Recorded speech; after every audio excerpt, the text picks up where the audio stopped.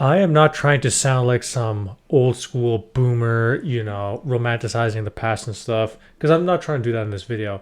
However, we do live in a day and age now where you can actually, get really popular, build your brand, further your agenda, whatever it is, just based off you saying and doing really, really dumb things. You either think of various artists or various public figures who have said or done stupid stuff in order to get very, very popular. I think that what's what Big John is doing here. Of course, I'm referring to his comments about the Nick Diaz and Kamaru Usman stuff. Big John is obviously a smart, reasonable guy. I've been watching him for who knows how long now, more than a decade, right? Seen him ref hundreds of fights, seen him give his opinion on many, many things. And I haven't really heard him saying something this stupid in a really long time, or if ever. What I'm going to be doing is first I want to react and play to what he said about the Nick Diaz Kamaru stuff, get my thoughts on that, and then after that I'm going to be talking about the welterweight rankings and Kamaru in specific right now. So if you want to skip back and forth, there will be timestamps below that you can check out, or you can just watch through the whole video. Of course, that would be even better. And like the video if you end up liking it. But let's react to what Big John said first. Good old Big John. Good old Big John. Let's react to good old Big John. All right. Okay, that should be enough room. God, and so would I mind seeing him against Kamaru? No, I wouldn't. Other than this, Kamaru Yes, would Big John. stand with Tell him us. until he started getting lit up. And then he's going to go and use his wrestling, which he should. I'm not saying he shouldn't. But what is Nick always complaining about? People wrestling him, then it's on the ground. Yeah. And it's going to end up being, he can try to use the submission game and stuff. See, now some people, I'm not trying to say that Big John is being nefarious or he's trying to be like he's plotting anything. I think that he just knows that if he says something like this is going to get clicks and headlines. And look at this. Even I'm reacting to this, and I saw a lot of other people reacting to it. I think that's what he's doing. I refuse to believe that he actually thinks in this day and age, Nick Diaz would light Kamaru up on the feet. But let me see if he says anything else or if that was literally just it. Because I just saw the headline from one other article. But I don't think that Kamaru would end up standing up with Nick. Come on, Big John. That long, that much out of the first round. Like, okay. Things would start to become difficult. He is a handful as far as the way he creates, situations that he just touch, and then he'll throw power in there. John, the day and age of Nick Diaz throwing volume striking when it was effective is long gone. His last fight against Robbie was really bad. He came off a 6-year layoff. He does not have it anymore. And that's against Robbie Lawler. You think Kamaru is going to be afraid to stand with Nick? Kamaru, who stood up with Gilbert Burns, Jorge Masvidal. He stood up with Colby, who's another volume fighter, who's better than Nick Diaz currently. Kamaru has stood and fought a lot of people. The man is not afraid to stand up and trade with anybody. He would smoke Nick Diaz standing, and he would smoke him on the ground wherever it went. Could Nick land some shots? Sure. But think about this, okay? Nick's volume style was very, it was effective in some ways, like way back in the day. Early 2010s, late 2000s, stuff like that. But remember this. Kamaru can take a lot of damage, a lot of punishment. We've seen he's very, very tough. He doesn't bleed very easily. What do you think that almost 40-year-old Nick's low power, some volume punches are going to do to Kamaru? It is such a ridiculous statement. I don't even know how. I don't even know how he's making this, to be honest. Like, this is like, let's watch some more, okay? Let's watch some more and see what else there is. And he'll take shots to give shots. And he just keeps this buzzsaw action going. Not anymore. Makes you not anymore, to John. Become more defensive than not anymore, John. Offensive. You're living in the past, John. And you end up saying, "Screw this." And when you've got that wrestling background, you're Kamaru Usman. You're going, "I'm taking him down," and that's what I see here.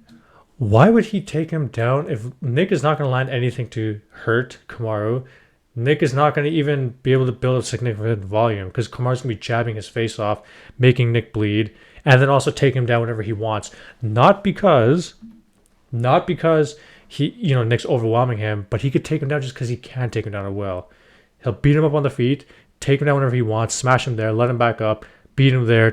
And by the way, I am a big Nick Diaz fan. One of my favorite fights in MMA ever is Nick Diaz versus Paul Daly.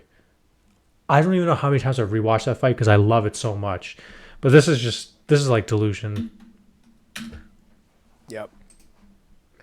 Yeah, I would agree with the Kamaru Usman. I think the same thing with the Colby Covington situation. When you put him against wrestlers, both the Diaz brothers, like they have a hard time. The physical strength. Is Josh agreeing with him about anymore, Nick? unless they catch him off of a guillotine or a triangle or something where their limbs, the length of their limbs, will help them. Darces, anacondas, that type of stuff. Okay, so I don't want to get like too much more into it. By the way, I think that my mic over here looks better than theirs, but no, I'm just messing around. Anyway, so seriously, this is a classic case of people. What I think that John and them are doing is what he's trying to do is just create some controversy and have people react to this. I think that John actually believes that Nick would put up some sort of a fight with Kamaru on the feet?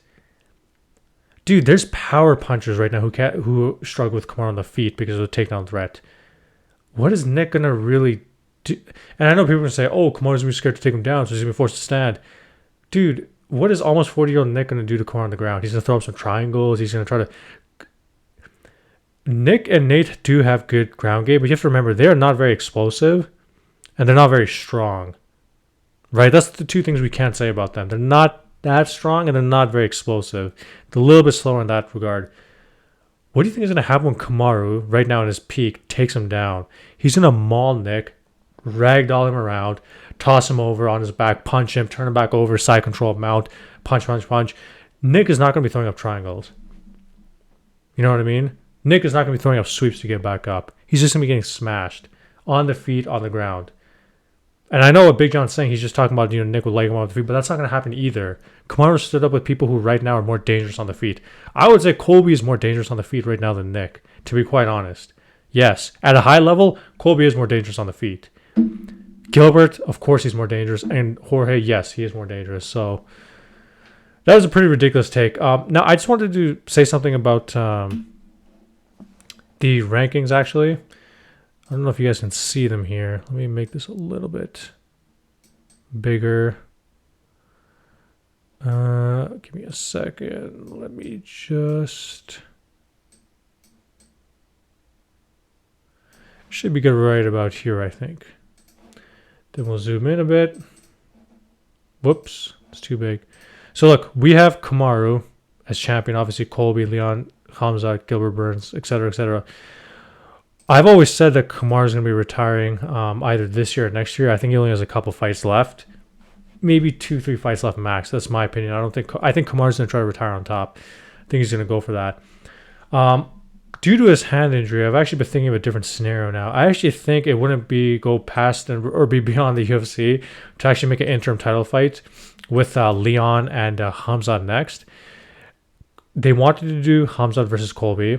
Unfortunately, due to this whole legal situation, I guess Colby, from my understanding and hearing other people talk about it, he won't be able to really fight because he's trying to go with the whole brain damage, brain injury, whatever it is, for the legal stuff against Jorge.